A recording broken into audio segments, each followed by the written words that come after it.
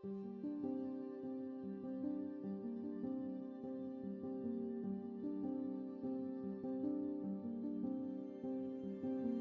my name is Joe LaPlaca. I'm the Senior Director of the Cardi Gallery in London.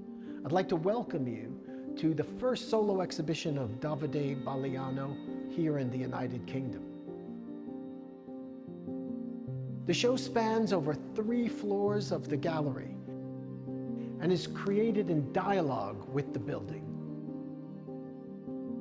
My work, I feel there is kind of an evolution, an inside evolution of itself. There is a process of continued discovery of the painting. There is a first feeling from when you see it from far away, and then it keeps changing, it keeps getting deeper. I did study photography, so I do feel that that's kind of where everything comes from, let's say. My bridge is definitely something that can be connected with my work.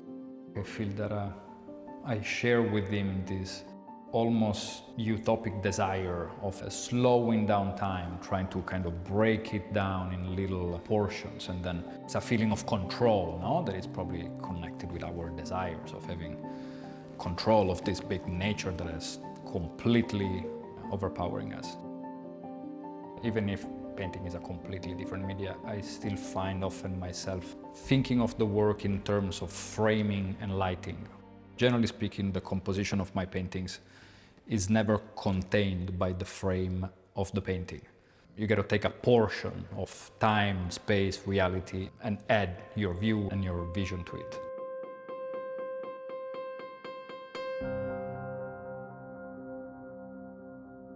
I'm very much against the straightforward interpretation of my work.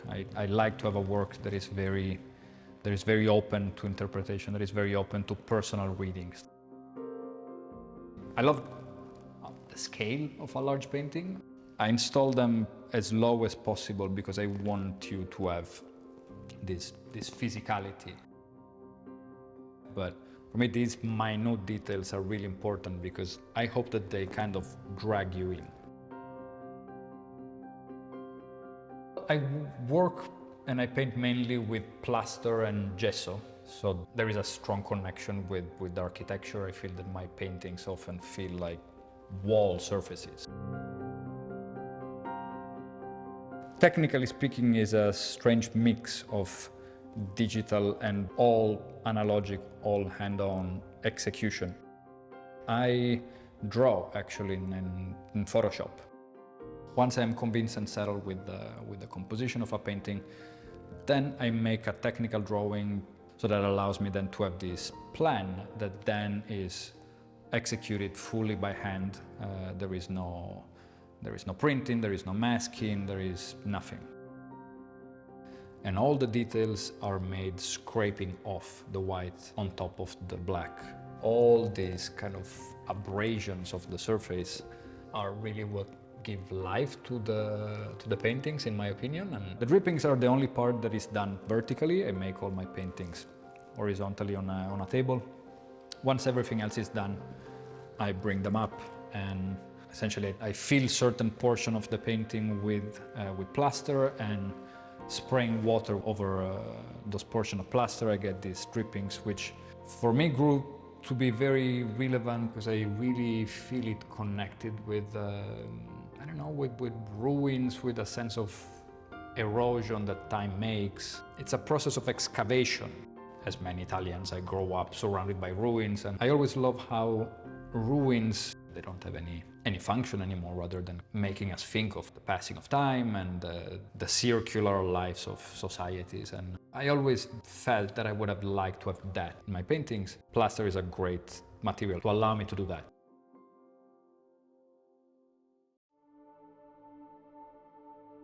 For the past 10 years, I've been mainly painting in black and white, or at least I should say that I'm aware that my work is perceived in black and white, but I feel them far more as a matter of light and dark. But just in the past year, I became a father, so I had this big change in all the details of my everyday life, and And that kind of regrounded, let's say, my work in this overwhelming awe, essentially for the power of nature, which I'm always really aware that it's ginormously more powerful than us.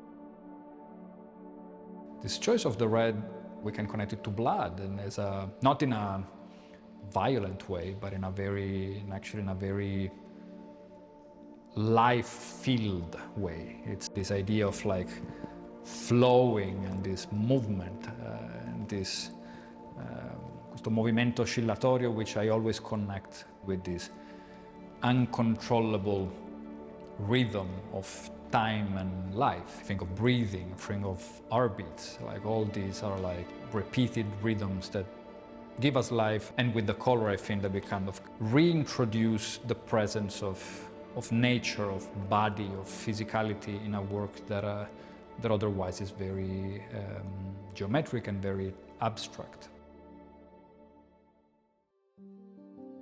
This specific work, I think, that is a good example of how the internal composition is kind of broken up by this breaking of the pattern. What I find exciting in my own evolution is that I keep noticing how my work craves patterns, but it also periodically craves for this kind of interruption in that system. And if you think of it as a music composition, there are this sudden change in the tempo of the harmony, and it interferes, but then it gets kind of absorbed by the composition and it comes home.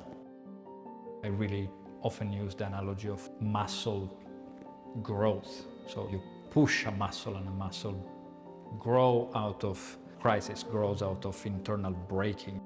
And that growth brings in strength, brings in added force to what it was before.